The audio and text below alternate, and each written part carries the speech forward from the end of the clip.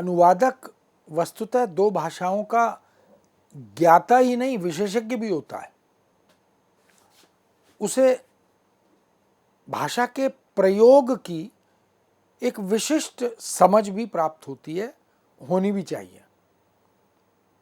यदि ऐसा नहीं होगा तो वो अनुवाद कार्य में न्याय नहीं कर पाएगा। इसलिए अपेक्षा यह होती है कि अनुवादक को किसी भी डिसिप्लिन या अनुशासन का अनुवाद करना पड़ सकता है।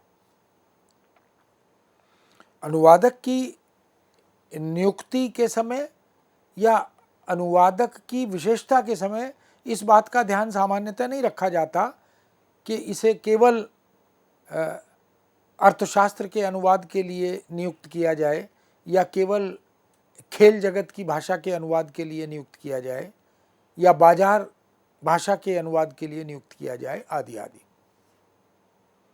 अनुवादक को तो दोनों भाषाओं पर, यानी स्रोत भाषा और लक्ष्य भाषा पर अधिकार होना चाहिए। भाषा के मर्म का बोध होना चाहिए, समझ होनी चाहिए। भाषा की प्रयोग धर्मिता की तकनीक का ज्ञान भी होना चाहिए। पूरी व्याकरणिक व्यवस्था, पूरी लोकोक्ति और मुहावरे की प्रयोग धर्मिता, इसका भी उसको ज्ञान हो। शब्द सटीक, सार्थक, विषय और संदर्भ सापेक्ष कैसे चुना जाए, और जैसे जिसको हम कहते हैं कि क्या चुने क्या ना चुने, इसकी समझ भी होनी चाहिए। अगर किसी शब्द को नहीं चुन रहे तो क्यों नहीं चुन रहे, इसका तर्क उसके पास होना चाहिए। इस बात को ध्यान में रखकर कि अनुवादक को विषय वस्तु, भाषा, भाषा शैली, भाषा विज्ञान और अनुप्रयुक्त भाषा विज्ञान, एप्लीकेशन ओरिएंटेड जो लिंग्विस्टिक्स है, जिसको अप्लाइड लिंग्विस्टिक्स कहते हैं, उसकी समझ होनी चाहिए। अब एक उदाहरण जिसमें ये लिखा गया कि the bank you can bank upon. अब the bank you can bank upon जो है वो एक मुहावरेदार प्रयोग है। वो प्रतीक को, प्रतीकार्थ को ध्यान में रखकर किया गया प्रयोग है। लेकिन अज्ञानता से या कोशजीवी अनुवादक बनकर यदि कोई इसका अनुवाद करे और कोश खोलकर बैंक का पहला शब्द खोजे तो वहां मिलेगा किनारा, द बैंक ऑफ रिवर, नदी का किनारा। तो ये सोचकर डिक्शनरी से, ग्लॉसरी से, शब्दावली से शब्द का चयन नहीं किया जा सकता, नहीं किया जाना चाहिए कि ये जो पहला शब्द है यही महत्वपूर्ण है, यही सटीक है।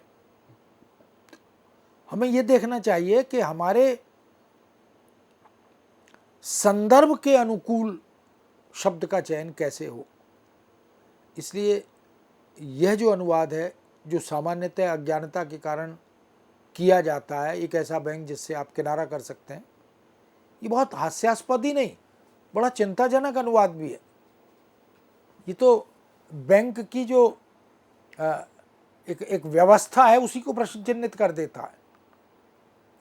इसलिए अनुवादक को यदि अनुवाद करना है तो अपने सुदीर्घ अनुभव का भी रचनात्मक उपयोग करना है।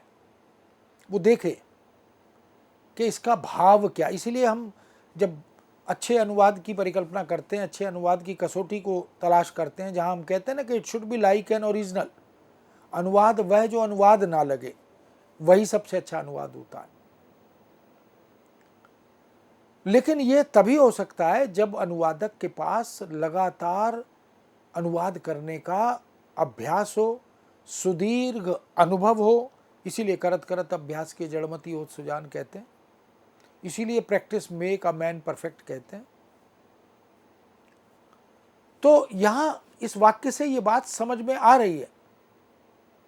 लेकिन अनुवादक जब लक्ष्य स्रोत भाषा से इस तरह आबद्ध हो जाता है कि वो उसे कुछ अन्य सूझता ही नहीं है और वो शब्दशः अनुवाद या शब्द प्रतिशब्द अनुवाद करने लगता है तो फिर ब्लंडर इन ट्रांसलेशन या हाउलर इन ट्रांसलेशन होता है।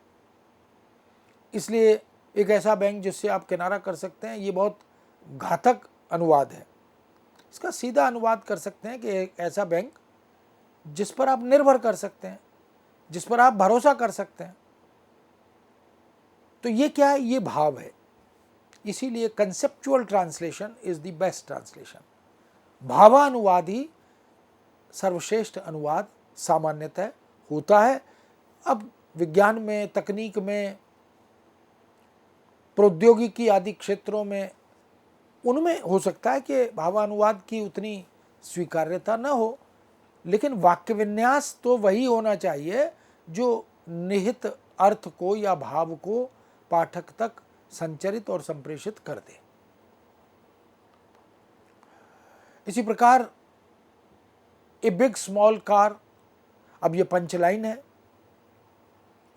अब इस पंचलाइन का अनुवाद यदि हिंदी में करना हो तो एक चुनौती भरा काम है। वो इसलिए चुनौती भरा काम है कि जब तक हम इस प्रयुक्ति के भाव को नहीं पकड़ेंगे, अर्थ को नहीं समझेंगे, उद्देश्य को नहीं समझेंगे, तब तक हम इसके साथ न्याय नहीं कर पाएंगे।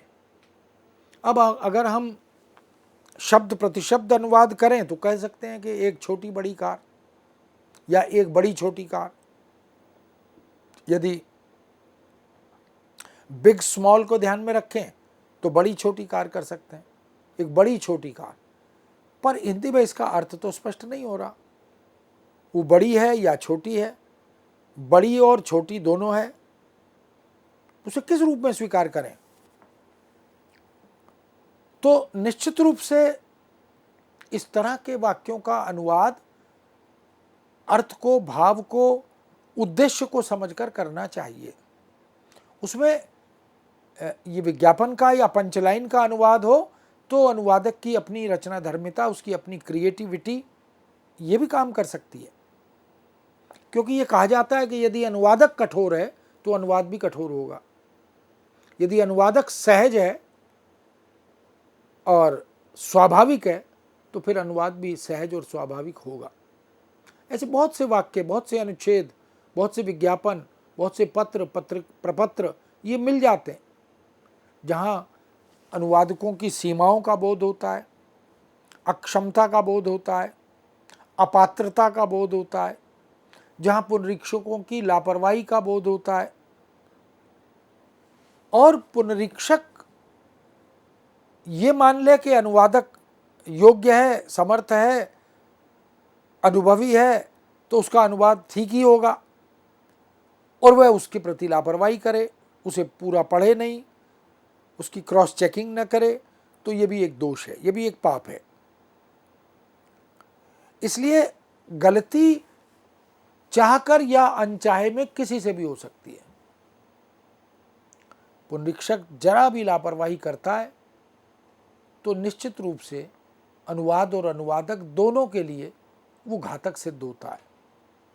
जॉन ड्राइडन ने तो ये बात लिखी है कि जब मैं इस पर गंभीरतापूर्वक विचार करता हूँ तो दुखी मन से सोचता हूँ कि 3 साल के अनुवाद कार्य के बाद 4 साल का समय मुझे अपनी त्रुटियों को संशोधित करने में लगाना पड़ेगा, ताकि अपने रूपांतर को जितना है उससे कुछ अधिक ग्राह्य बना सकूं। अनुवादक का ये धर्म है कि स्रोत भाषा की रचना को, वो चाहे प्रबंध हो या मुक्तक हो, वो चाहे गद्य हो या पद्य हो, उस रचना को इस रूप में अंतरित करे, रूपांतर करे, अनुवाद करे कि उसमें जो कुछ जितना कुछ है उससे कहीं ज़्यादा, कहीं बेहतर वो अपने पाठक तक पहुंचा सके। हालांकि यहाँ ये कहा जा सकता है कि अनुवाद सिद्धांत तो इसकी अनुमति नहीं देता, कुछ छोड़ने और जोड़ने की अनुमति अनुवाद का सिद्धांत नहीं देता। यह बात ठीक है, लेकिन यदि मूल निष्ठ होकर अनुवाद करें, ना कुछ जोड़ें ना कुछ छोड़ें, और वो पूरी अनुवाद प्रक्रिया हमारे ग्राहक तक पहुंच ही ना पाए, हमारा अनुदित सामग्री का पाठक उसे पढ़ ही ना पाए, तो वो सारा प्रयत्न विफल हो जाता है। इसलिए प्राथमिक उद्देश्य अनुवाद का यही होता है कि मूल रचना के साथ अन्याय ना हो, अनुवाद करते हुए लेखक के साथ अन्याय ना हो, और पाठक के साथ भी अन्याय ना हो यदि वो हमारे द्वारा किए गए अनुवाद को पढ़े, उसका आनंद ले। वास्तव में अनुवाद की कसौटी क्या है? अनुवाद की कसौटी है अनुवाद वह जो अनुवाद न लगे। अब ये बड़ी विचित्र कसौटी है। किसी विधा से ये कहा जाए कि वो ऐसी विधा हो जो है वो लगे ना, यानी कहानी ऐसी लिखो कि कहानी ना लगे, नाटक ऐसा लिखो कि नाटक ना लगे। ये है तो अन्याय। लेकिन सच बात यह है कि लाइक एन ओरिजिनल जब हम कहते हैं अनुवाद को, कि मूलवत प्रतीत होना चाहिए, हो तो नहीं सकता है ये विडंबना अनुवाद की कि अनुवाद है पर अनुवाद लगना नहीं चाहिए। पाश्चात्य साहित्य शास्त्र में यह कहा गया कि मूल लेखक या कवि अपने काव्य या गद्य रचना में जो कहना चाहता है और वह जब कह लेता है तो वह उसकी सोच या भाव की छाया मात्र होता है। जो कुछ वो सोचता है, जो अपने मनोमस्तिष्क में एक रचना, एक भाषा का व्यू तैयार करता है, व्यक्त करते समय मौखिक या लिखित रूप में वह उसे उतना का उतना या यथावत अंतरित कर ही नहीं पाता। जो वास्तविक अनुभूति है वह तो अनाभिव्यक्त रह जाती है। वह केवल जो रचनाकार है उसकी अनुभूति होती है, उसकी अनुभूति की छाया मात्र है जिसका अंतरण अनुवादक करता है। यानी वो चाहता तो है लेकिन चाहकर भी उसे पूरा मूल रूप में, अनुभूत रूप में लेखक भी व्यक्त नहीं कर पाता। तो अनुवादक से ये अपेक्षा, ये उम्मीद हम क्यों करते हैं, ये विचारणीय है। इसलिए यह उसकी विवशता भी होती है, बेबसी भी होती है, क्योंकि एक ही भाषा में कोई दो शब्द पर्याय नहीं होते, एक ही अर्थ के द्योतक नहीं होते। समानार्थी हो सकते हैं, समार्थी हो सकते हैं, लेकिन एक ही अर्थ के द्योतक दो शब्द हों ऐसा नहीं होता। तो जब एक ही भाषा में ऐसा संभव नहीं है, फिर अनुदित रूप में लक्ष्य भाषा में ये कैसे संभव है? इसलिए शब्द उसकी भाव लहरियों का विचार तंत्रिकाओं के समक्ष छोटे छोटे रूपों में उपस्थित होना, यानी शब्दों के भीतर निहित जो अर्थों की अर्थ छटाएं हैं, शब्द के अंदर निहित जो अर्थ छटाएं हैं, शेड्स हैं, उनको पकड़ पाना ये प्रायः असंभव होता है। लेकिन फिर भी भाषा का प्रयोक्ता और अनुवादक यथासंभव इस कार्य को करता तो है। हम तो यहाँ तक कहते हैं कि मौन वाणी से अधिक मुखर होता है, यानी अनुवाद में अकथ का महत्व कहीं ज़्यादा होता है। हम जब आलंकारिक सौंदर्य देखते हैं, छांदिक सौंदर्य देखते हैं, प्रतीकों की व्यवस्था देखते हैं, बिंबों की व्यवस्था देखते हैं, मुहावरे लोकोक्तियों के अर्थ और स्वरूप को देखते हैं, तो बहुत कुछ ऐसा है जिसका अंतरण उसी रूप में नहीं हो सकता। किसी अन्य रूप में, निकटस्थ रूप में हम करते हैं, प्रयास भी करते हैं। अनुवादक तो वस्तुतः केवल जो दिख रहा है, जो दिखाई दे रहा है, जो कथ्य सामने उपस्थित है, वहीं तक सीमित रहता है, जबकि पुनरीक्षक को उस अव्यक्त अर्थ तक भी पहुंचना होता है जहां अनुवादक अपनी अल्पज्ञता से या अपने ज्ञान की सीमा से नहीं पहुंच पाया है। इसलिए ये जो वाक्य हमने ऊपर जिनकी चर्चा की है पहले, उनका सही सटीक अनुवाद यदि हम करें, जो कम्युनिकेटिव हो, मीनिंगफुल हो, सार्थक हो, संप्रेष्य हो, तो कह सकते हैं कृपया कागज़ों का निपटान शीघ्र कीजिए, please do not sit on the papers, कृपया कागज़ों पर तत्काल कार्रवाई कीजिए, उन्हें रोक कर मत बैठिए। इस तरह के अनुवाद हम कर सकते हैं, लेकिन कागज़ों पर मत बैठिए, चढ़कर मत बैठिए, ये अनुवाद तो मक्षिका स्थाने मक्षिका वाला अनुवाद होगा। या bank you can bank upon, इसका अनुवाद एक ऐसा बैंक जिस पर आप भरोसा कर सकते हैं, जिस पर आप निर्भर कर सकते हैं। यह भरोसे की संस्था है, यह विश्वास की संस्था है जिस पर आप विश्वास कर सकते हैं। इस तरह के वाक्य यदि अनुवादक प्रयोग में लाएगा तो अनुवाद सरस भी बनेगा, कम्युनिकेटिव बोधगम्य भी बनेगा और पाठक को आनंदप्रद भी प्रतीत होगा। ऐसे ही ए बिग स्मॉल कार का बड़ी छोटी या छोटी बड़ी कार अनुवाद करेंगे तो नहीं होगा। उसके निहितार्थ या भावार्थ को समझना होगा, उसकी विज्ञापन निर्माता की मनस्थिति को, उसके लक्ष्य, उसके उद्देश्य को, उसकी सिद्धि को हमें समझना होगा। इसलिए ए बिग स्मॉल कार को बड़ी छोटी या छोटी बड़ी कार कहने की अपेक्षा यदि हम ये कहें कि छोटी कारों की दुनिया में एक बड़ी कार, या यदि हम ये कहें कि छोटी कार बड़ा आकार, या यदि हम यह भी कहें कि एक ऐसी कार जिसमें समाये आपका पूरा परिवार, तो हम देख सकते हैं कि वो जो पर्पस है, वो जो उद्देश्य है, उसकी पूर्ति होती है। वास्तव में भाषा और अनुवाद की दुनिया बहुत बड़ी दुनिया है। सामान्यतः तो उसे विशुद्ध नियमों में बांधना भी कठिन होता है, और कहा भी जाता है हरि अनंत हरि कथा अनंता। अनुवाद एक अंतहीन यात्रा है। Translation is an endless travelling. इसमें जितनी सूक्ष्मता और सामर्थ्य जिस अनुवादक के पास, जिस भाषाविद के पास होता है, वह इस खुले आसमान में उतनी ऊंचाइयां छूता है, उतना ही उड़ने का प्रयत्न करता है, भाषा की उतनी गहन गंभीर समझ अर्जित करता है, और अनुवाद के साथ वो न्याय करता है। जितनी ऊंचाइयों को छू सकता है, छूने का प्रयत्न करता है। इसलिए सर्वश्रेष्ठ अनुवाद के लिए मुक्त भाव से और इस खुले भाषाई आसमान में, नक्षत्र में उड़ने की कोशिश अनुवादक करता है, करनी चाहिए। वह कोशजीवी अनुवादक बनकर हर बार ठीक, सटीक, सार्थक अनुवाद नहीं कर सकता।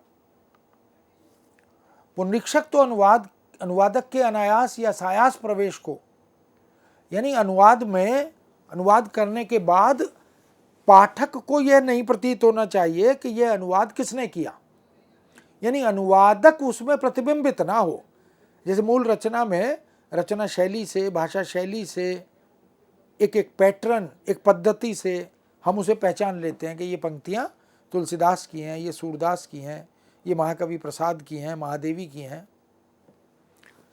तो अनुवाद करने वाले व्यक्ति का प्रतिबिंब उस अनुदित सामग्री में दिखाई नहीं देना चाहिए। इसलिए मूल के भाव की रक्षा यह प्राथमिकता है। अभिव्यक्ति सौंदर्य को यथासंभव परिरक्षण मिला या नहीं मिला, इसकी चिंता करना भी पुनरीक्षक की जिम्मेदारी है। संरचनात्मक एक रूपता यानी यूनिफॉर्मिटी ऑफ स्ट्रक्चर, इसको बरकरार रखना भी अनुवादक की जिम्मेदारी होती है। स्रोत भाषा में जिस तरह के वाक्य बनाए गए हैं, जिस तरह की संरचना तैयार की गई है, उसी का ध्यान पूरा अनुवादक ने रखा या नहीं। पुनरीक्षक इस सब की समीक्षा करता है, मूल्यांकन करता है, जांच पड़ताल करता है, परख करता है। समतुल्य के साथ साथ अनुदित सामग्री मूल के सम मूल्य भी बन सकी या नहीं, यानी केवल समतुल्यता ही सब कुछ नहीं है। सिद्धांततः थ्योरी ऑफ इक्विवेलेंस जो है वो समतुल्यता की बात करती है, लेकिन भारतीय चिंतन परंपरा में तो सम मूल्य की बात भी की गई है। पुनरीक्षक तो रचना या रचनाकार और अनुवादक के मध्य एक पुल बनाता है, एक सेतु बनाता है, और अनुदित सामग्री या अनुवादक तथा पाठक के मध्य भी पुल बनता है। यानी अनुवादक और पाठक के बीच में जो अंतराल है, जो दूरी है, उस दूरी को पाटने का काम वो पुनरीक्षक करता है। अनुवादक पुल बनाता है और पुनरीक्षक पुल बनता है। एक शब्द अंग्रेजी में एक्सप्लॉइट है। इस शब्द के दो अर्थ हैं, शोषण और दोहन। एक सकारात्मक है, एक नकारात्मक है। अब जब अनुवादक इसका अनुवाद करेगा किसी वाक्य विन्यास के साथ और बिना सोचे समझे यदि कोशगत अनुवाद कर देगा या शब्दावली आयोग द्वारा निर्धारित किसी एक अर्थ को पकड़ लेगा तो अनर्थ करेगा। ये जो एक्सप्लॉयटेशन ऑफ नेचुरल रिसोर्सेज है, इसका अनुवाद प्राकृतिक संसाधनों का यदि शोषण कर दिया तो वह ब्लंडर है, वो हास्यास्पद है। पुनरीक्षक की जिम्मेदारी बनती है कि प्राकृतिक संसाधनों का शोषण नहीं होता, दोहन होता है। शोषण तो वर्जित है, इसलिए उसकी ये जिम्मेदारी बनती है कि अनुवादक द्वारा किए गए अनुवाद में यदि इस तरह का कोई अपराध, कोई दोष दिखाई दे तो उसका निराकरण करे। पुनरीक्षक को एक ऐसे चिकित्सक की तरह, एक डॉक्टर की तरह देखा जाता है, जो जब इलाज करता है, उपचार करता है, तो यदि किसी रोगी का कोई अंग क्षतिग्रस्त है, घायल है, गल गया है, तो वह उसको निर्ममता से काट देता है। इसलिए यदि समय से न काटा जाए तो पूरे विष को हम पूरे शरीर में व्याप्त होते हुए देख सकते हैं। इसलिए जान से हाथ धोना इससे बेहतर है कि वह पुनरीक्षक जो है वो एक डॉक्टर की तरह उस सामग्री को जितना रद्द करना है, जितना अस्वीकार करना है, उतना अस्वीकार करे और उसे तर्क के साथ कि यह वांछित है, यह वांछित नहीं है। तटस्थता चाहिए, दायित्व के प्रति गांभीर्य चाहिए। इन बातों को ध्यान में रखकर उसे ये पुनरीक्षण करना चाहिए।